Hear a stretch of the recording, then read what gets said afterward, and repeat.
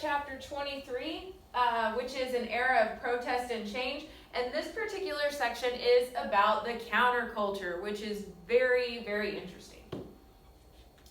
Okay, so you guys know that throughout the 1960s, social and political protests, they happened. And a large reason why they happened is because of Vietnam.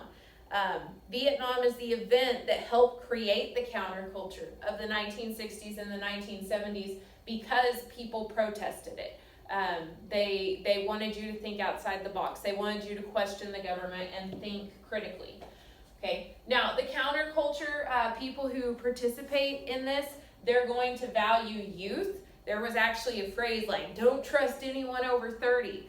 Okay, spontaneity and freedom of expression. And freedom of expression can come in a lot of different mediums. It could be the way you dress, the music you listen to, your sexuality, your drug use, which is going to be a huge thing during the 1960s. But these were all things that were major parts of the counterculture. So people in the counterculture, they were called hippies. And everybody seems to have this idea that everybody in the 1960s was a hippie. It's not true. The majority of people didn't live in communes and all that kind of stuff, but it did happen. Okay, but hippies were all about promoting peace, love, and freedom. And the thing was, a lot of them came from upper middle class and wealthier families. And so they had an opportunity to, their parents paid for them to go live off in communes and by themselves and things like that so they could experience this freedom. Okay. They had freer attitudes towards sexual relationships and recreational drugs. Prior to this, the majority of Americans, they believed that the only time you should have sex was in a marital relationship. Okay. But this generation of people, they are going to start believing that you don't have to be married in order to have sex. You don't even need to be in a monogamous relationship, meaning you don't even have to be with one person. They were kind of the generation that felt like casual sexual relationships were an okay thing, which is one of the reasons why a lot of them got AIDS later and died. Also sharing their needles from their drug use.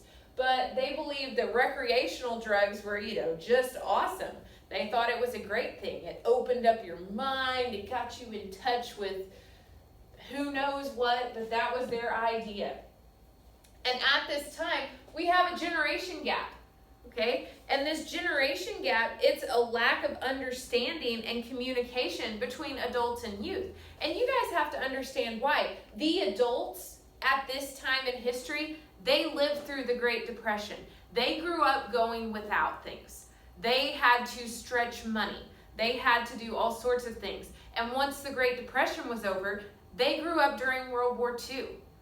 They respected veterans. They respected sacrifice and authority. They were loyal. They had to be. Okay? And then we have this generation, the baby boomers. The baby boomers grew up in a time period where they really never had to go without. They grew up in a prosperous time, and they were, given a lot more things because parents always want to make sure their kids have a better life than they had. So that's what that older generation did. They didn't want their kids to suffer like they did during the Great Depression. And so there's a lack of understanding. They don't get each other because they had such different upbringings. Okay, now the counterculture, it's often defined as sex, drugs, and rock and roll. And yes, there was a lot of that. For example, if you guys know much about Woodstock, Woodstock is a very interesting thing. If you've got nothing better to do, you should look it up. I want to say that the number of porta potty toilets that they had one toilet for roughly every 600 to 800 people who were at Woodstock. It was disgusting. And oddly enough, there weren't many deaths or anything at Woodstock. I know of one for sure. If you don't know Woodstock, it was this huge music festival in New York. And one person died because they got run over by a tractor. I think they were totally stoned out of it. Somebody was laying on the ground asleep, I guess, and then somebody ran over them with the tractor. There were babies born at Woodstock. Lots of music was listened to, but a lot of the musicians who performed at Woodstock, they actually died at a very young age because of drug overdoses.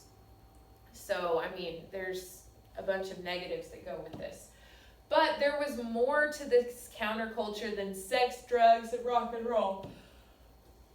Music and art. The Beatles, one of my favorite bands. They were an English rock band in the 1960s. And when they first started their music, as you can see in this picture, they all have nice haircuts. They're clean shaven. They wear like jackets and ties everywhere they go, and their music is just awesome. I love it. But once you start listening to the later music that they did, you can totally tell they were doing drugs. Okay, and I'm going to let you listen to one of their songs here in a minute. Okay, Bob Dylan, he was a folk musician. He wrote protest songs. He's American, but he was another major, voice during this time period. Andy Warhol, he was an artist. You might recognize his paintings like the Campbell soup cans or these of Marilyn Monroe, where they're realistic paintings, but the colors in them are way weird. And he wanted you to question what was real. Okay, now let you listen to some of this music real quick. This first song I'm going to let you listen to is one of my favorite Beatles songs. It's called Come Together.